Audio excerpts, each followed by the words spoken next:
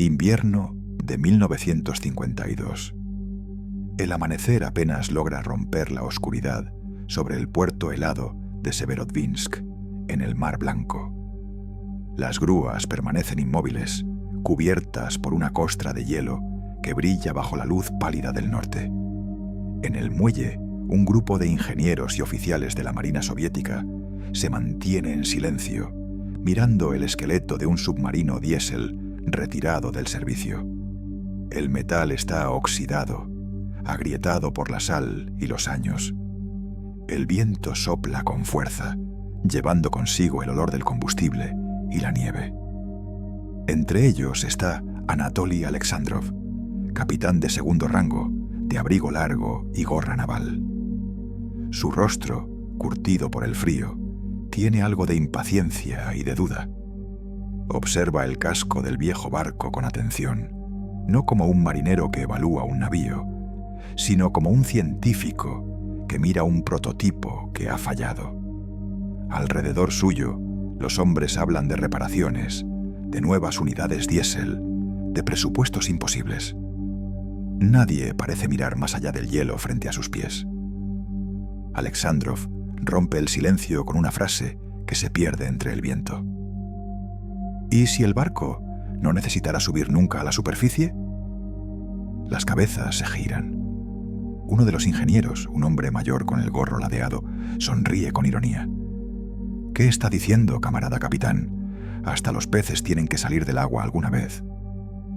Otro, más joven, ríe con los dientes azules por el frío. ¿Un barco eterno?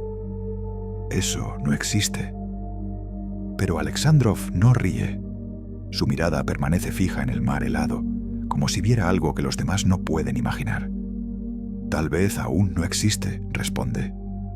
Durante unos segundos nadie habla. Solo el crujido del hielo contra el muelle rompe el silencio. Los hombres regresan a sus tareas, dando por cerrada la conversación. Para ellos fue una ocurrencia, una de esas ideas extrañas que se dicen en días demasiado largos y demasiado fríos. Pero Alexandrov no la olvida.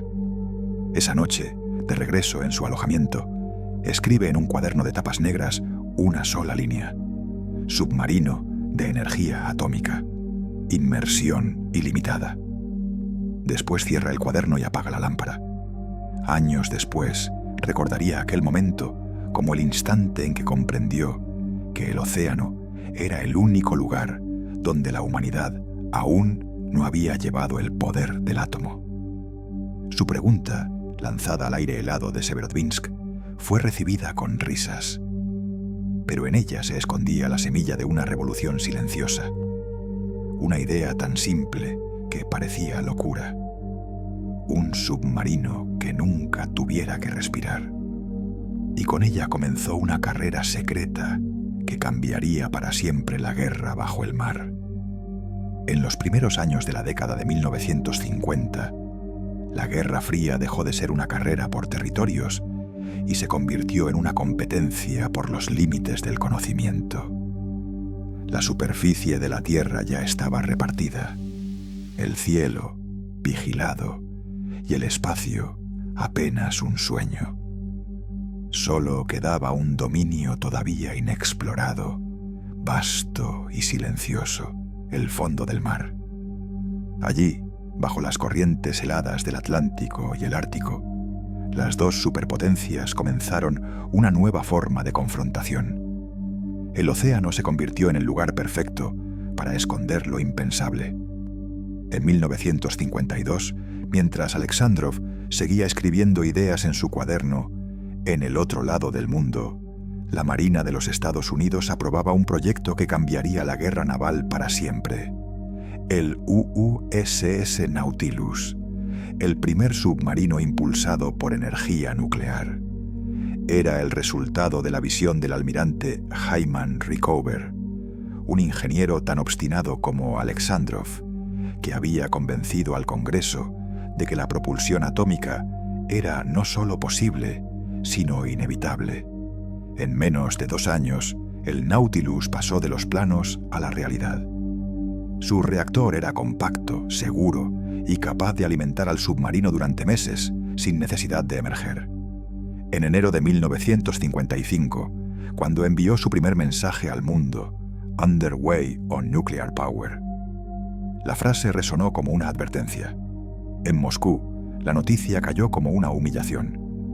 Stalin había muerto en 1953 y la Unión Soviética atravesaba un periodo de transición incierto. El poder se repartía entre Lavrenti Beria, Malenkov, y un prometedor primer secretario llamado Nikita Khrushchev. Cada uno intentaba demostrar que el socialismo soviético no solo podía igualar a Occidente, sino superarlo. La energía nuclear había sido hasta entonces un símbolo de orgullo nacional. Los soviéticos habían detonado su primera bomba atómica en 1949, apenas 4 años después que Estados Unidos. Pero el mar era otra historia. Allí, la flota soviética seguía anclada en la tecnología del pasado. Motores diésel, autonomía limitada y una dependencia absoluta del aire para respirar. Cuando el Kremlin recibió el informe del Nautilus, las palabras eran secas, pero el significado devastador. Estados Unidos posee ahora un submarino con alcance global, capacidad de operación ilimitada, propulsión nuclear confirmada. Para los estrategas soviéticos, aquello era más que una amenaza militar. Era una herida al orgullo. Significaba que el enemigo podía cruzar el Ártico, rodear Europa y vigilar los puertos soviéticos sin ser detectado. Significaba que el océano, durante siglos, un escudo natural, se había convertido en un corredor enemigo. En una reunión a puerta cerrada, un oficial del Estado Mayor lo resumió sin metáforas. El mar ya no es nuestro muro, es su puerta. Beria, siempre pragmático, exigió una respuesta inmediata. «Quiero un barco que no necesite oxígeno», dijo, «y lo quiero antes de que el Nautilus llegue al Polo Norte». Las palabras quedaron registradas en las actas del Consejo de Ministros, marcando el inicio de una carrera secreta por recuperar la paridad tecnológica perdida. Mientras tanto, Alexandrov continuaba reuniendo a su pequeño grupo de físicos y técnicos. En los talleres de Obninsk y Leningrado discutían la posibilidad de miniaturizar un reactor. El problema era enorme, el riesgo incalculable, pero el contexto lo hacía inevitable. El mar se había convertido en un campo de batalla nuevo, invisible, silencioso, interminable. Una guerra sin frentes ni banderas, donde el enemigo podía estar a kilómetros bajo el hielo. Y en ese silencio, una idea que había nacido entre risas comenzaba a tomar forma. Anatoly Petrovich Alexandrov no era un hombre de mar, era un físico, un ingeniero con la mirada fija en los cálculos y no en el horizonte. Nacido en 1903, había pasado su juventud entre laboratorios y talleres industriales, fascinado por la idea de domesticar la energía que hacía brillar el sol. Cuando la Segunda Guerra Mundial terminó, fue reclutado por el Instituto de Energía Atómica, donde trabajó bajo la dirección del carismático Igor Kurchatov, el padre del programa nuclear soviético. Juntos habían desarrollado el primer reactor de fisión del país, en Obninsk, inaugurado en 1954. Alexandrov no era diplomático, ni obediente, ni paciente. Su mente avanzaba más rápido que los comités. En un mundo dominado por la jerarquía y la obediencia, él prefería la lógica y la insistencia. Muchos lo consideraban brillante, otros insoportable. En las reuniones del Instituto Kurchatov, interrumpía a sus colegas, corregía fórmulas a los generales y exigía recursos que el Estado apenas podía ofrecer. Pero detrás de su carácter abrasivo había una obsesión: llevar la energía nuclear más allá de las centrales eléctricas, más allá de los laboratorios, hacia los límites del mundo. Cuando escuchó las noticias del USS Nautilus, Su reacción no fue de sorpresa ni de admiración, fue de irritación. Para él, aquello significaba que los estadounidenses habían hecho lo que los soviéticos habían considerado teóricamente imposible. Esa diferencia lo perseguía. Si ellos lo hicieron, escribió en una nota interna, nosotros debemos hacerlo mejor. En 1952 empezó a reunirse con oficiales de la Marina soviética. La mayoría lo escuchaba por cortesía. Los almirantes eran hombres formados en la tradición del acero, del gasóleo, del ruido del motor diésel y el olor a aceite. La palabra reactor les sonaba a ciencia ficción, no a estrategia militar. En una de las primeras reuniones en Leningrado, un vicealmirante veterano, con las medallas tintineando sobre el uniforme, lo interrumpió con una sonrisa cansada. «Los barcos navegan, no hierven agua», dijo. Alexandrov levantó la mirada sin sonreír. «Sin vapor, camarada, ningún barco se mueve». Hubo un silencio incómodo. Luego, el vicealmirante cambió de tema. Aquel intercambio se repetiría muchas veces. Alexandrov se enfrentaba a un muro de escepticismo y miedo. Los ingenieros navales desconfiaban del átomo. Los militares desconfiaban de los ingenieros. Pero poco a poco, sus argumentos fueron ganando terreno. En una Unión Soviética obsesionada con igualar los avances de Occidente, cualquier idea que prometiera superioridad tecnológica recibía atención, aunque pareciera descabellada. A finales de 1953, Alexandrov y un grupo de científicos, entre ellos Vladimir Peregudov y Nikolai Dolezal, expertos en metalurgia y diseño naval, elaboraron un documento que circuló discretamente entre los ministerios de Industria y Defensa.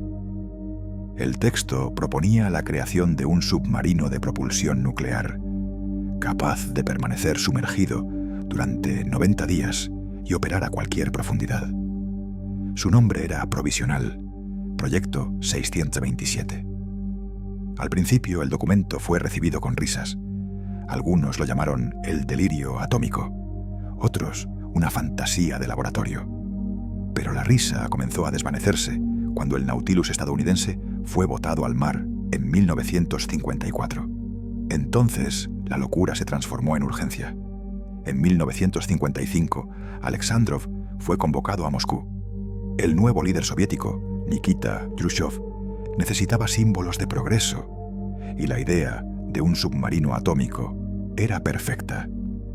Durante una sesión del Politburó, Alexandrov presentó su plan con la precisión de un ingeniero y la pasión de un creyente. Habló de autonomía ilimitada, de velocidad bajo el hielo, de independencia energética. Cuando terminó, el salón quedó en silencio. Khrushchev rompió ese silencio con una frase seca. «Hágalo, camarada Alexandrov, pero hágalo antes que ellos crucen el polo». Con esas palabras lo imposible se volvió una orden. Entre 1952 y 1955, la idea que había nacido entre risas en un muelle helado pasó del ridículo a la mesa del poder. Alexandrov, el físico sin rango ni tradición naval, se convertía en el arquitecto de un sueño, el barco que no necesitara subir jamás a la superficie.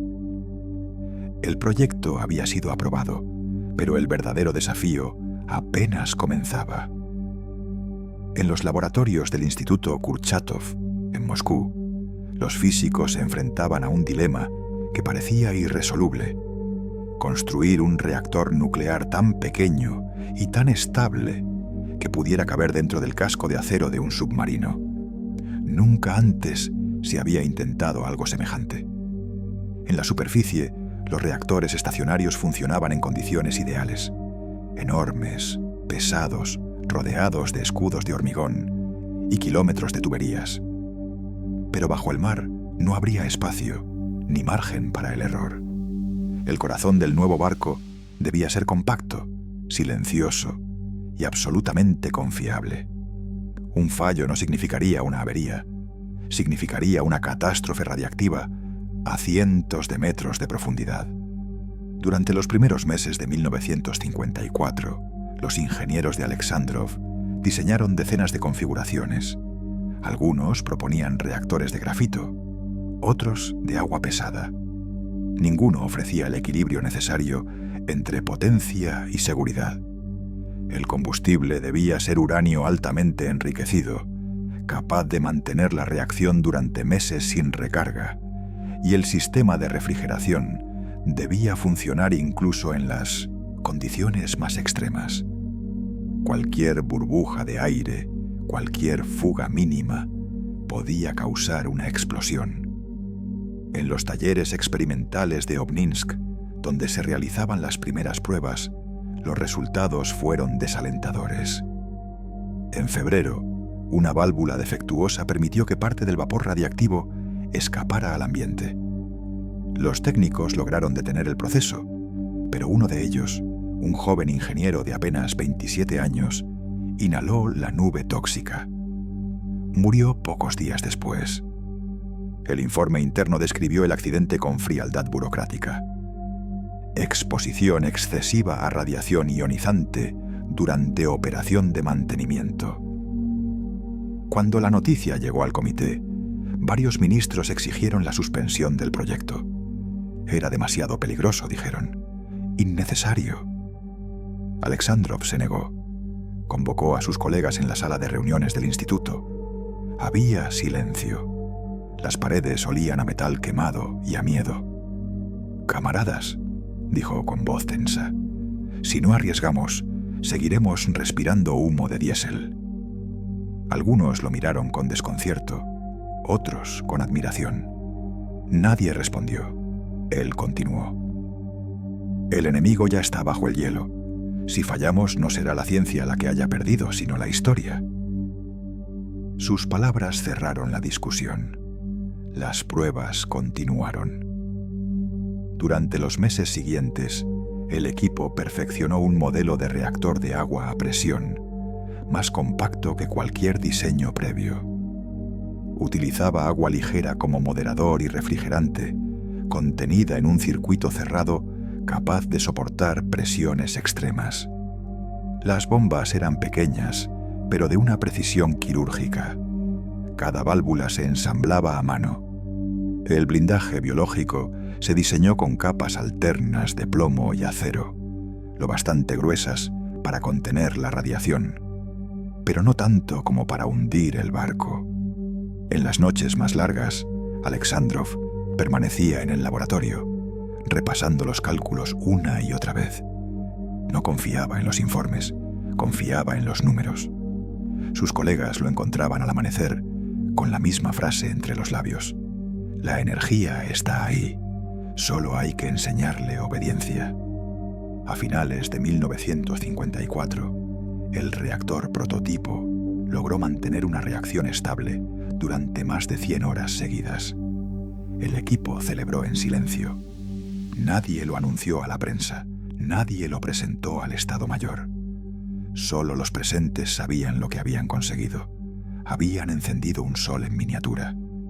El dilema técnico no estaba resuelto del todo, pero el principio estaba aprobado. El uranio podía permanecer controlado, el agua confinada, el calor domado. Y con ello, el sueño de Alexandrov, un submarino que nunca necesitara respirar, dejaba de ser una fantasía. Se había convertido en un proyecto. En el verano de 1953, el Consejo de Ministros de la Unión Soviética aprobó oficialmente el desarrollo de un submarino de propulsión nuclear. El documento, clasificado como secreto especial, llevaba un nombre en clave simple: Proyecto Sigtun 27. En los márgenes, una palabra escrita a mano resumía su ambición: Kit, que en ruso significa ballena. El mando del proyecto recayó en dos hombres de temperamento opuesto. Vladimir Peregudov, diseñador naval metódico, silencioso y riguroso, era el responsable de la estructura del barco. A su lado, Anatoly Alexandrov, brillante y temperamental, se encargaba del corazón atómico, el reactor.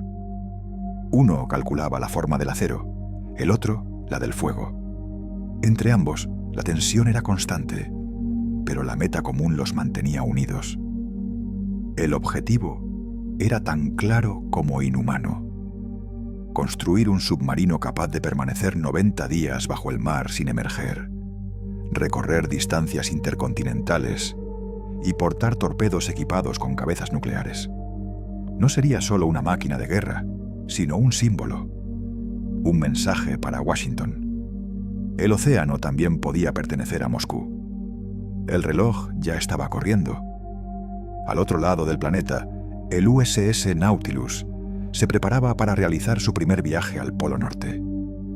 Los soviéticos debían alcanzarlo antes de que esa hazaña se convirtiera en un triunfo absoluto del mundo occidental. Cada día perdido, escribió Alexandrov en su diario, es una milla más bajo el hielo para ellos. El diseño del kit rompía con todo lo que la ingeniería naval soviética conocía. Tenía un casco de acero de doble capa para resistir la presión del agua y proteger el reactor de impactos externos. Su sistema de propulsión consistía en 2 reactores de agua a presión, conectados a una única hélice central. En los planos, el barco medía 110 metros de eslora, con espacio para 104 tripulantes y una reserva de oxígeno capaz de sostenerlos durante 3 meses. El proyecto se desarrolló bajo una seguridad obsesiva. Los astilleros de Severodvinsk fueron rodeados por alambradas y torres de vigilancia. Los trabajadores no sabían qué estaban construyendo. Cada sección del casco era ensamblada en silencio, sin información sobre su propósito. Los informes del Comité de Seguridad del Estado describían el nivel de secretismo como equivalente al programa de la bomba atómica. En los despachos de Moscú, el liderazgo político veía el proyecto como una oportunidad. Nikita Khrushchev, que acababa de consolidar su poder, necesitaba demostrar que la nueva era soviética era más audaz, más moderna, más futurista. Un submarino nuclear era el emblema perfecto. Los americanos construyen rascacielos, dijo. Nosotros construiremos los cimientos del océano. Alexandrov trabajaba sin descanso. Dormía en su oficina, rodeado de planos y fórmulas. Los técnicos decían que se movía como un hombre perseguido por algo invisible. Peregudov, más prudente, lo advertía constantemente. Un reactor no es una caldera de vapor. No perdona errores. Pero Alexandrov respondía con una convicción que rozaba la fe. Si la energía del átomo destruyó una ciudad, decía, también puede mover una flota. En 1955, el casco del primer submarino nuclear soviético comenzó a tomar forma. Las planchas de acero eran tan gruesas que debían calentarse antes de ser soldadas. Los ingenieros calculaban cada centímetro para distribuir el peso del blindaje y el del reactor. Nadie sabía si el barco flotaría una vez ensamblado. Mientras tanto, en Washington, el Nautilus ya estaba navegando. El mundo observaba maravillado cómo el submarino estadounidense realizaba el primer cruce bajo el hielo polar. En Moscú, la noticia fue recibida con un silencio frío. Alexandrov solo dijo una frase, anotada por un colega en su cuaderno de laboratorio. Ellos fueron los primeros, pero nosotros no fallaremos. El proyecto 627 ya no era un sueño ni una apuesta, era una carrera. Y cada soldadura, cada cálculo y cada turno nocturno en el astillero era una batalla más en la guerra que no podía verse desde la superficie. El invierno del norte no perdona. En Severodvinsk, el aire se congela antes de llegar al suelo, y el mar blanco parece una plancha inmóvil de hielo. En los muelles cubiertos de nieve, Los astilleros N. Tumohomo 402 trabajan día y noche, iluminados por focos amarillentos que se reflejan en la escarcha. Allí, en secreto, se levanta el casco 501, el primer submarino nuclear soviético. Miles de obreros trabajan bajo un régimen de silencio absoluto. Ninguno conoce el propósito real de lo que construyen. Las órdenes llegan en sobres sellados, los planos fragmentados para que nadie vea el diseño completo. Los supervisores hablan poco. Las conversaciones se detienen cuando se acercan los oficiales de seguridad del Estado.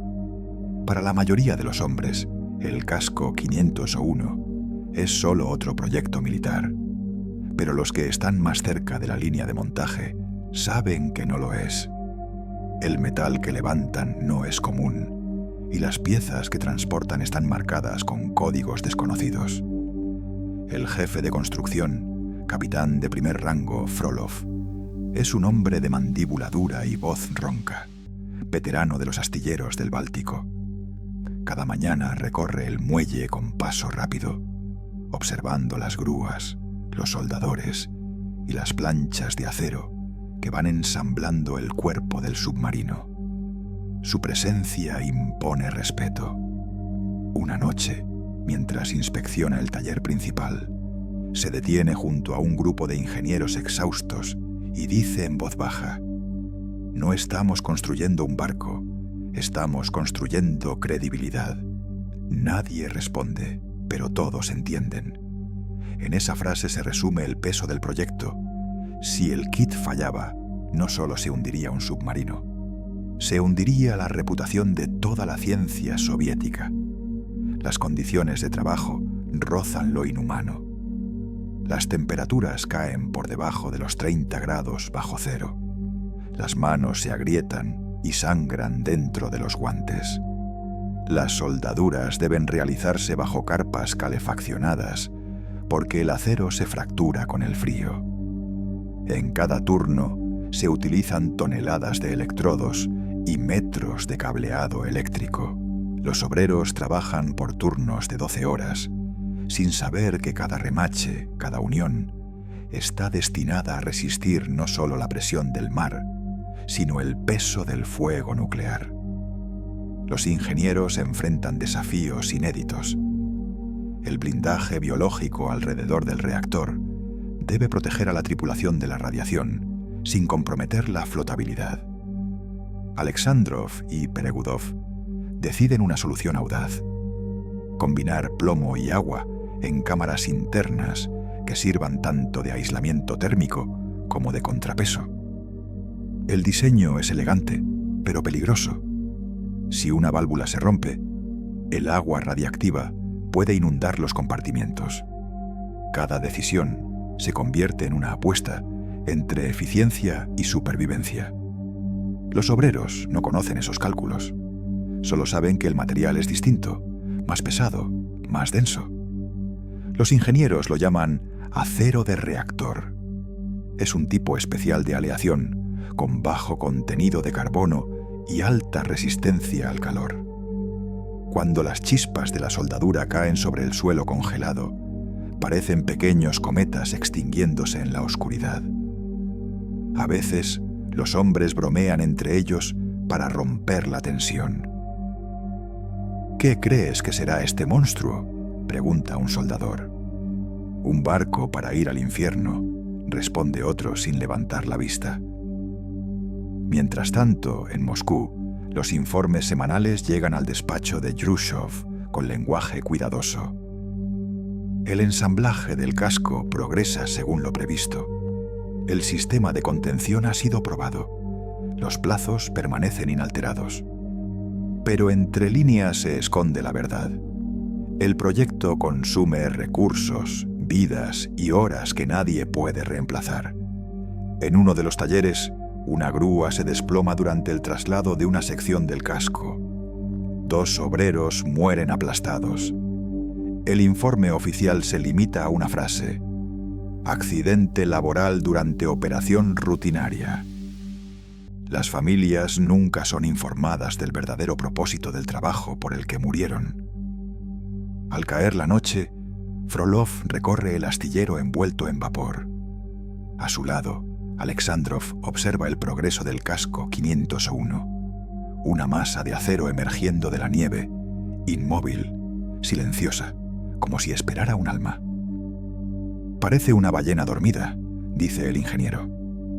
«Esperemos que despierte», responde Frolov.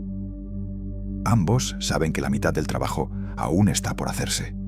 El corazón del barco, el reactor, sigue sin instalarse, pero el cuerpo ya existe. El sueño de Alexandrov tiene ahora forma, peso y nombre. Bajo las luces del norte, el metal brilla como si respirara.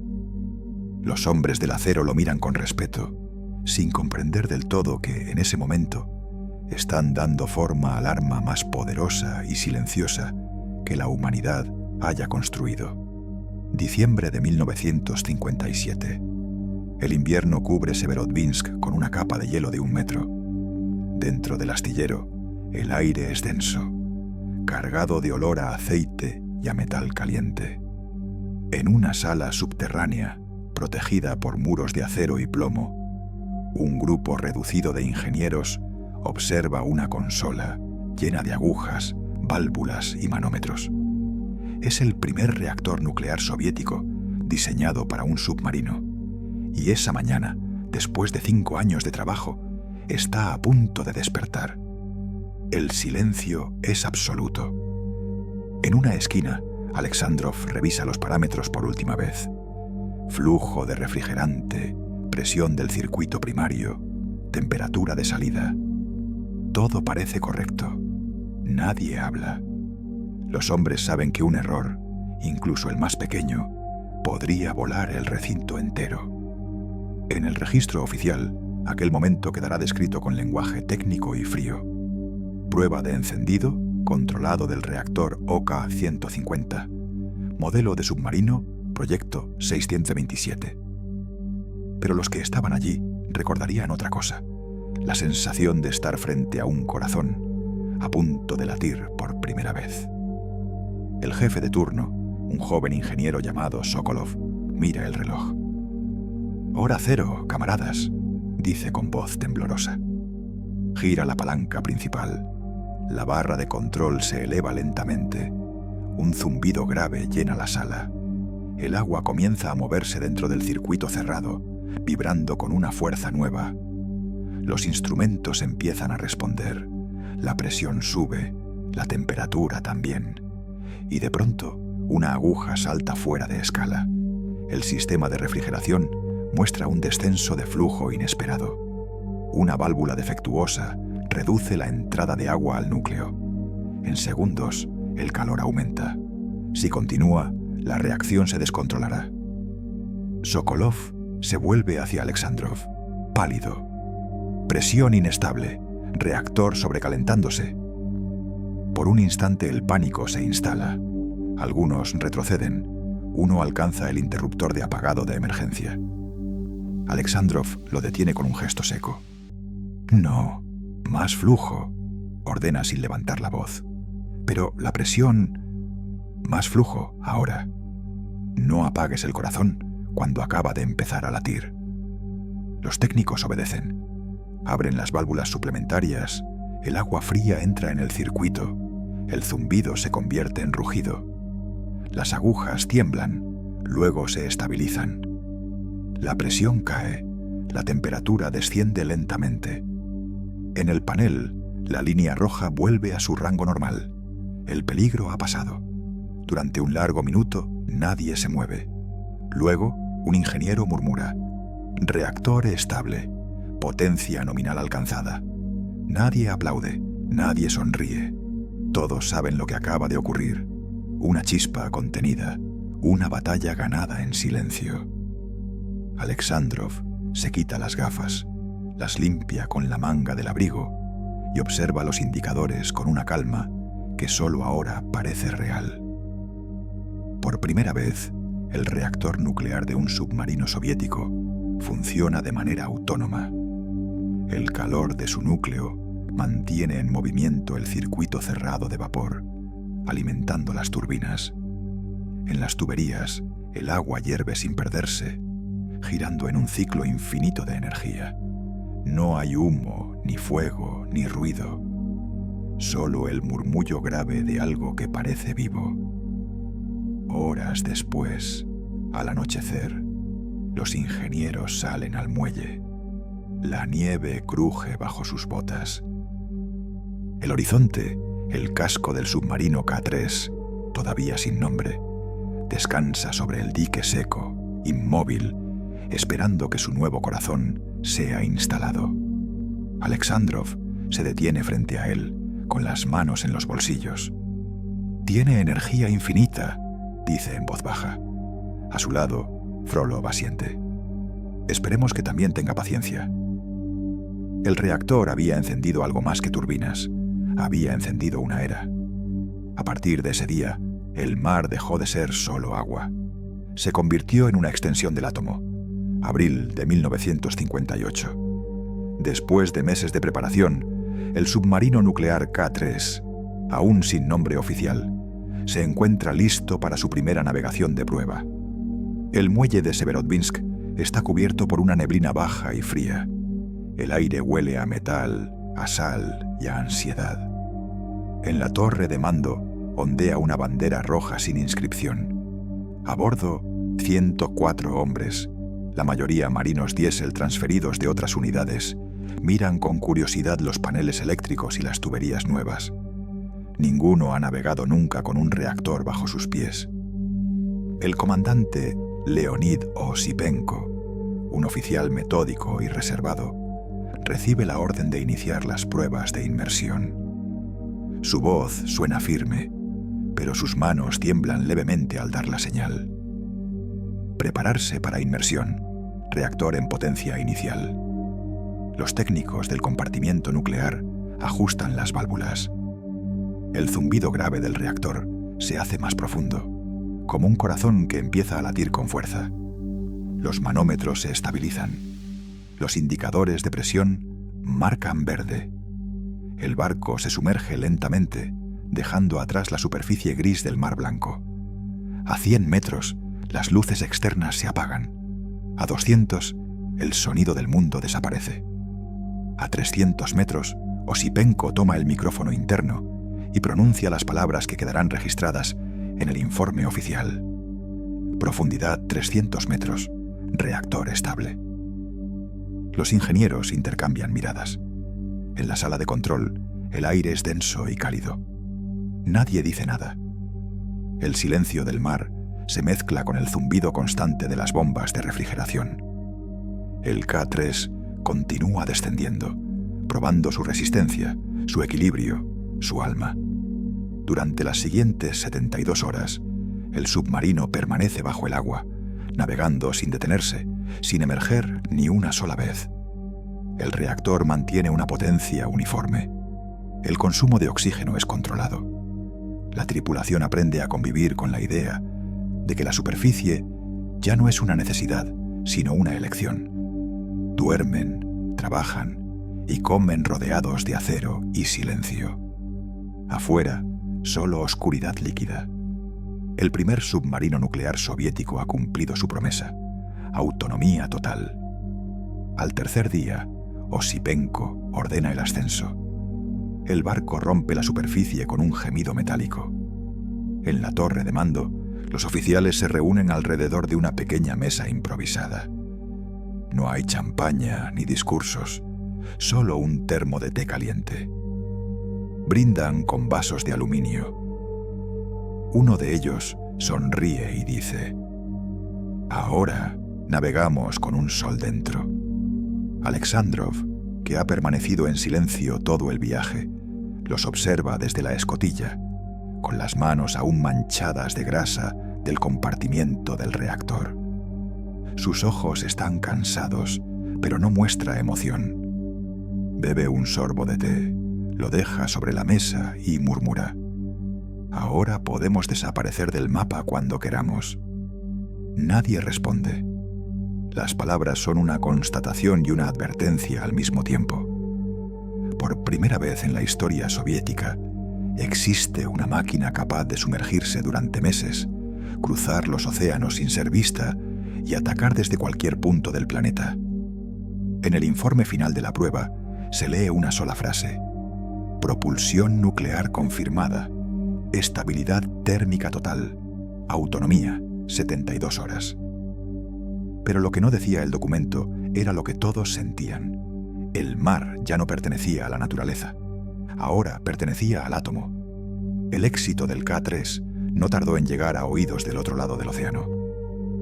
A finales de 1958, estaciones de escucha estadounidenses en el Atlántico Norte detectaron un fenómeno inusual: una firma térmica submarina desconocida, demasiado estable, demasiado potente para ser un motor diésel. Los analistas de la US Navy comprendieron de inmediato lo que significaba. Moscú lo había logrado. El equilibrio del poder marítimo acababa de cambiar. El Pentágono respondió con velocidad.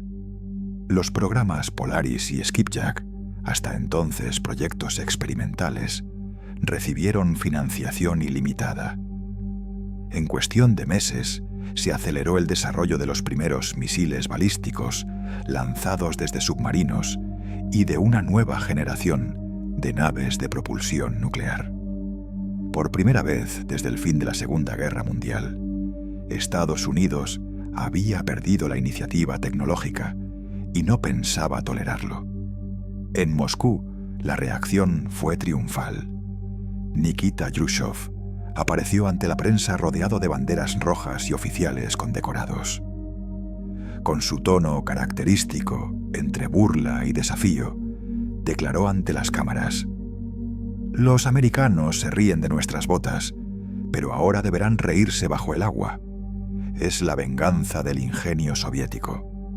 El anuncio se convirtió en un éxito propagandístico inmediato. Los periódicos publicaron ilustraciones de submarinos cruzando el Ártico, capaces de lanzar torpedos nucleares desde cualquier punto del planeta. La Unión Soviética se presentaba como una potencia que podía atacar desde el silencio del mar. Para el mundo, el K-3 era una maravilla tecnológica.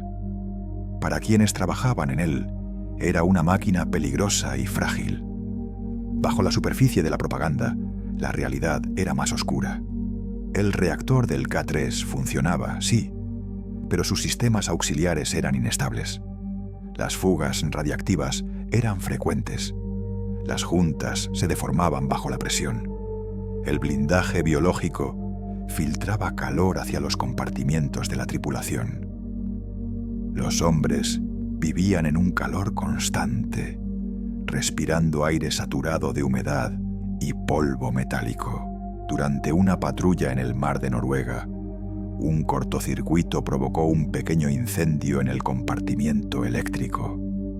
Los marineros lo extinguieron en minutos, pero la radiación aumentó bruscamente en el sector posterior del reactor.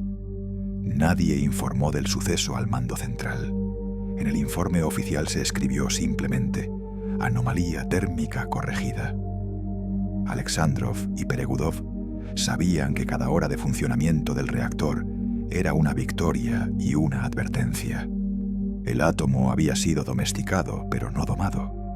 El sistema de contención funcionaba al límite, y cualquier error podría convertir el barco en una tumba radiactiva.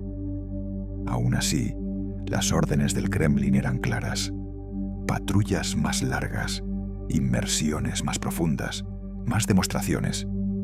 En una reunión técnica, Peregudov se atrevió a protestar: «Camarada Alexandrov, si seguimos exigiendo al reactor más de lo que puede dar, un día se apagará sin aviso». Alexandrov no levantó la vista de los planos. «Entonces construiremos otro», dijo, «pero que no se apague mientras nos miren». Aquel era el precio de la perfección: vivir al borde del fallo, sostener el mito con cada kilovatio. Los logros del K-3 fueron presentados al mundo como la prueba definitiva del ingenio soviético. Pero en los muelles de Severodvinsk, los técnicos sabían otra verdad. Los reactores eran nuevos, sí, pero también imprevisibles. Las fugas se sellaban con cinta metálica Las válvulas se reemplazaban en secreto. Los informes se maquillaban antes de llegar a Moscú. El barco del futuro existía, pero cada metro de su acero escondía una grieta. Bajo el brillo de la propaganda, la máquina más avanzada del país se sostenía sobre miedo, sacrificio y silencio. La perfección tenía un precio, y ya comenzaba a cobrarse. Mar de Barents, marzo de 1961. El K3 Leninsky Komsomol, ya bautizado oficialmente y convertido en orgullo de la flota soviética, realiza una patrulla de rutina bajo el hielo polar. En la sala de control, la temperatura es sofocante. Las paredes sudan humedad y los hombres trabajan con el uniforme pegado al cuerpo. El reactor ha estado en funcionamiento continuo durante más de un mes. Los indicadores marcan cifras dentro de lo normal, pero los ingenieros del compartimiento nuclear notan algo que los inquieta. El flujo del refrigerante parece fluctuar. El técnico principal, Vasiliev, revisa las válvulas del sistema de agua a presión. Hay una caída súbita de presión en la línea secundaria, una variación mínima, apenas perceptible. Pero en un reactor, una variación mínima puede ser la antesala del desastre. Vasiliev informa al oficial de guardia. Este responde con una orden seca. Aumente el flujo de agua. Mantenga la potencia. Durante unos minutos, todo parece estabilizarse. Luego, el contador de radiación comienza a marcar valores anómalos. En la cámara de control, los hombres sienten un leve mareo, un zumbido en los oídos. La aguja del dosímetro sube con lentitud, casi con elegancia, como si no quisiera alarmar, pero sube. Vasiliev comprende lo que ocurre. Una fuga en el circuito primario de refrigeración. El agua radiactiva está filtrándose en el sistema auxiliar. En cuestión de minutos, el nivel de radiación se multiplica por 10.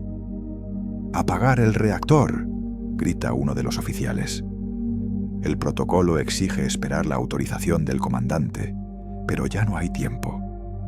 Vasiliev corre hacia las palancas de control y comienza a insertar manualmente las barras de grafito. El calor lo golpea como una pared. Los guantes se derriten en sus manos. Otro técnico lo ayuda, cubriéndose el rostro con una toalla empapada. Juntos logran detener la reacción. Cuando el núcleo se apaga, el silencio vuelve al barco, pero el precio es alto. Los dos hombres no llegan al final de la jornada. Uno muere esa misma noche, el otro al día siguiente, en un hospital militar. El resto de la tripulación sobrevive, pero las dosis de radiación los marcarán para siempre. El comandante Osipenko redacta un informe lacónico. Incidente en sistema de refrigeración. Reactor apagado manualmente. Daños humanos mínimos. Reactor estable. En Moscú, el documento es revisado, reescrito y sellado con una sola frase: incidente menor. Ningún medio lo publica, ninguna comisión investiga. El barco es reparado en silencio y regresa al servicio en pocas semanas. Los cuerpos de los dos técnicos son enterrados en un cementerio anónimo cerca de Murmansk. No hay ceremonia, ni bandera, ni discurso. Solo una breve nota en sus expedientes. Muertos en cumplimiento del deber. Cuando el K3 regresa a puerto, Alexandrov está allí. Lo recibe en el muelle, vestido con su abrigo negro, el rostro endurecido por el viento. No pregunta por el reactor ni por los informes. Solo camina hasta la escotilla y observa el casco ennegrecido por la sal. A su lado, un joven ingeniero le ofrece los datos técnicos del accidente. Alexandrov no lo escucha. Toma su cuaderno de notas, escribe una sola frase y lo guarda en silencio. El átomo no perdona el descuido.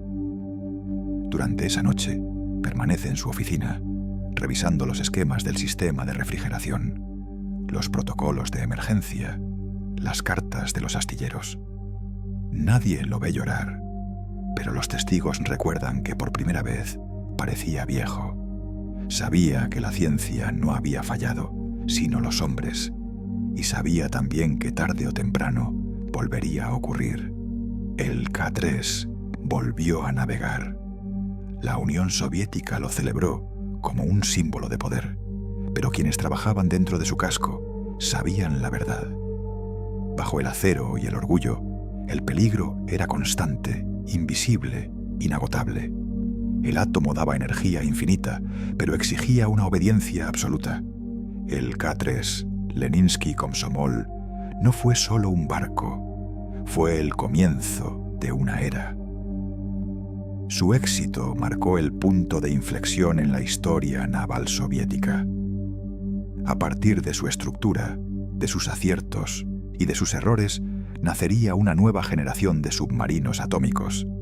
Las clases Hotel, Echo y November, cada una más sofisticada, más silenciosa y más letal que la anterior.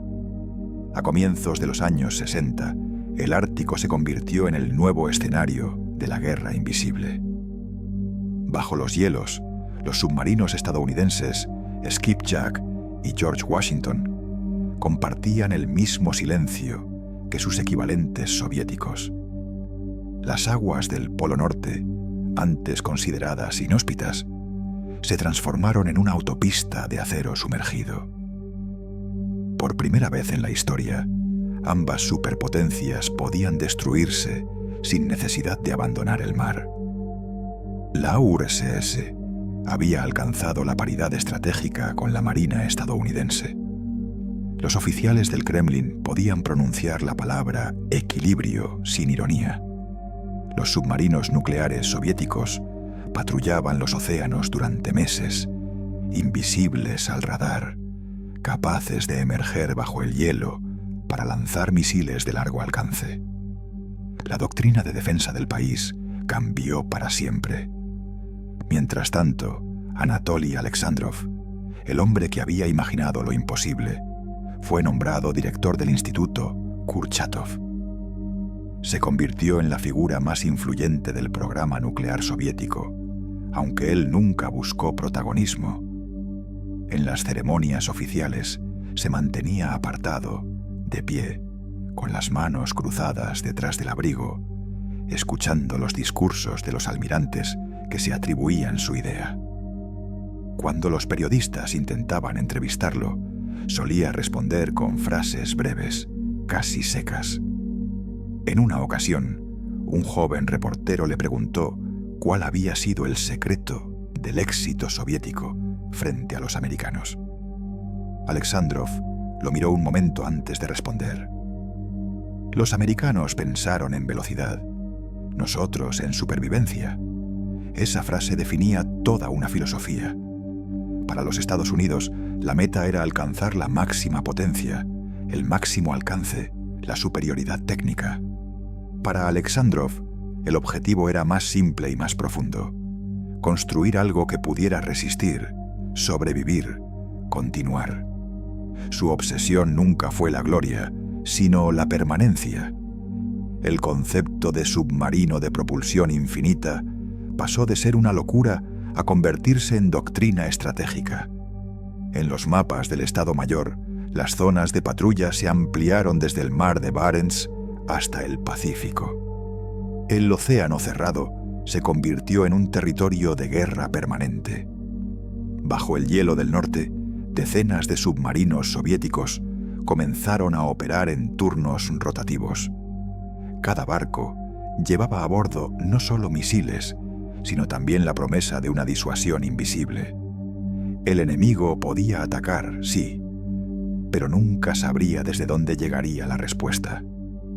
En Moscú, los discursos hablaban de progreso, de ciencia, de orgullo nacional. Pero entre los ingenieros que habían trabajado en el proyecto 627, el tono era más sobrio. Sabían que el logro había sido construido sobre sacrificios, errores y silencios. Alexandrov solía recordar los nombres de los técnicos muertos en las pruebas, los que nadie mencionaba en los desfiles. en una reunión privada, dijo una vez: «Los héroes no son los que viajan en estos barcos, son los que los hicieron flotar». Su idea loca se había convertido en uno de los pilares de la estrategia soviética durante toda la Guerra Fría. Desde entonces, el poder del átomo ya no fue solo un símbolo de destrucción, sino un instrumento de invisibilidad, un poder oculto bajo el hielo. El mar ya no pertenecía a los hombres ni a las mareas, pertenecía a las máquinas que no necesitaban respirar. Décadas después, el K-3 Leninsky-Komsomol descansa inmóvil en un muelle del norte, convertido en museo. Está en Murmansk, bajo un cielo gris que parece no cambiar nunca. Su metal está ennegrecido por el tiempo, las juntas selladas con resina, el reactor apagado para siempre. Dentro, el aire huele a aceite antiguo y a polvo de historia. Los visitantes caminan en silencio por sus pasillos estrechos, observando las consolas oxidadas, las literas diminutas, los relojes detenidos en otra época. En las paredes, placas con nombres grabados, los ingenieros, los obreros, los capitanes. Nadie recuerda todos los rostros, pero cada nombre representa un fragmento del sueño que llevó al átomo al fondo del mar. En una esquina del recorrido hay una fotografía en blanco y negro. No ocupa más que un marco pequeño, medio oculto entre planos y documentos técnicos. Muestra a un hombre de gesto sereno, mirada firme, abrigo oscuro: Anatoly Alexandrov. El texto al pie dice simplemente: científico, soñador, padre del submarino nuclear soviético. Los guías apenas lo mencionan.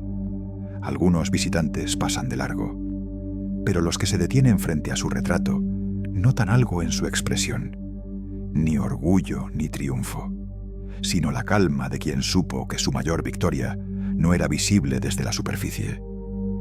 La historia lo llamó obstinado, sus colegas temerario, sus enemigos excéntrico. Pero su locura cambió la guerra. Desde el día en que imaginó un barco que no necesitara respirar, el océano dejó de ser un refugio natural.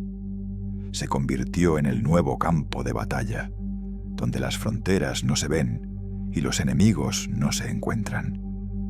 Bajo las aguas oscuras del mundo, el poder atómico encontró su forma más silenciosa, la del submarino que podía esperar meses antes de revelar su existencia.